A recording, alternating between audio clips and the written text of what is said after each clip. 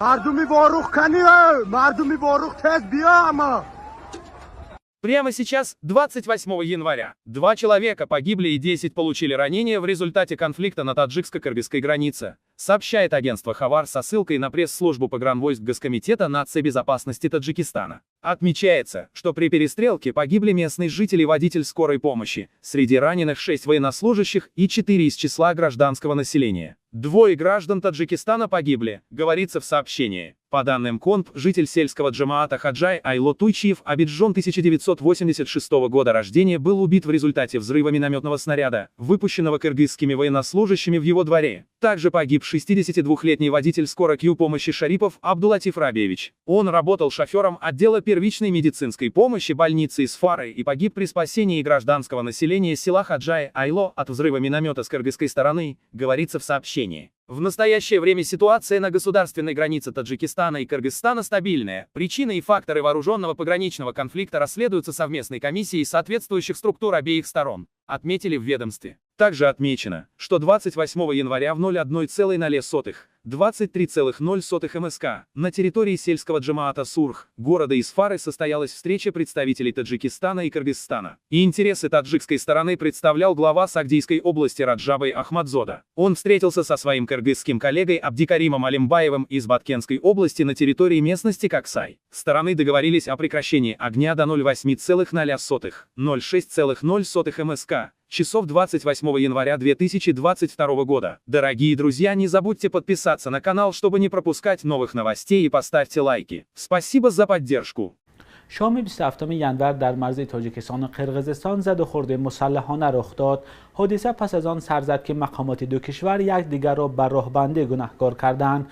نیروهای مرزبانی تاجیکستان صبح 28 ینور خبر داد که در مناقشه دیروزه 2 شهروند تاجیکستان به هلاکت رسیده، 10 نفر دیگر زخم برداشتند. به گفته منبع، از زخمیان 6 نفرش نظامیان و 4 نفر ساکنان ملکی هستند. شهروندان هلاک شده تاجیکستان یکی آبیجان تویچیف ساکن دهه خواجه اعلی و دومی عبداللطیف شریپوف راننده یاری تجیلی هستند.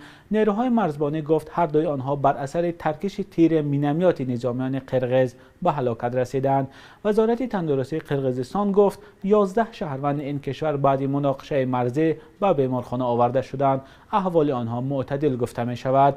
رجبای احمدزاده شب 28 ینور به رادیوی آزادی گفته بود تاجیکستان و قرقیزستان در مرز آتش بس اعلان کردند. نیروهای مرزبانی تاجیکستان هم در اظهارات تازه اش گفت جانبها به چنین موافقه رسیدند که تا ساعت 8 سنه 28 ینور تمام قوا و وسایل علاوگی و تکنیک‌های جنگی از خط سرحدی دولتی به موقع دائمی قرار داشتهشان برگردانده شوند. خدمات مرزبانی قرقیزستان هم تصدیق کرد که مقامات دو کشور درباره آتش‌بس کامل در مرز به موافقه رسیدند. خبرنگار رادیوی آزادی در ولایت سوخت فرزان مشرفوف حالا در شهر اسفاره است و آخرین خبرها را از او میشنویم. پس از اعلان آتشبس از سوی رهبران مذاکرات دو جانب، رئیسان دو ولایت مرزی سوخت و بادکن رجبای احمدزاده و عبدالکریم علیمبایف، ظاهراً وضع در جماعت‌های چارکوه و واروخ شهر اسفاره آرام است. ساکنان هم میگویند پس از ساعت 2 شب 28 ینور صدای تیرپرانی را نمیشنوند. از بیمارخانه مرکزی شهر اسفاره در صحبت با رادیو آزادی هم گفتند که آخرین زخمی ها را شبانه به بیمارخانه آورده بودند و حالا اکثری زخم برداشتگان را طبابت میکنند. هرچند حالت چند از بیماران را نزدیکانشان وهیم گفته بودند، ولی طبیبان میگویند که به آنها میسر شده است از حالت مرگ نجات دهند. بنابر در حالت بد روانی و جسمانی قرار داشتن زخم برداشتگان، حالا به روزنامه‌نگاران پزشکان اجازت ندادند که صحبت ویدیویی انجام دهیم و حادثه دیشب را از زبان آنها شنویم. همچنین گفته می شود که خسارات مالی هم جای دارد و قسمی از نقلیات و منزل‌ها در اطراف دهه‌های مرزی نیز آسیب دیده است.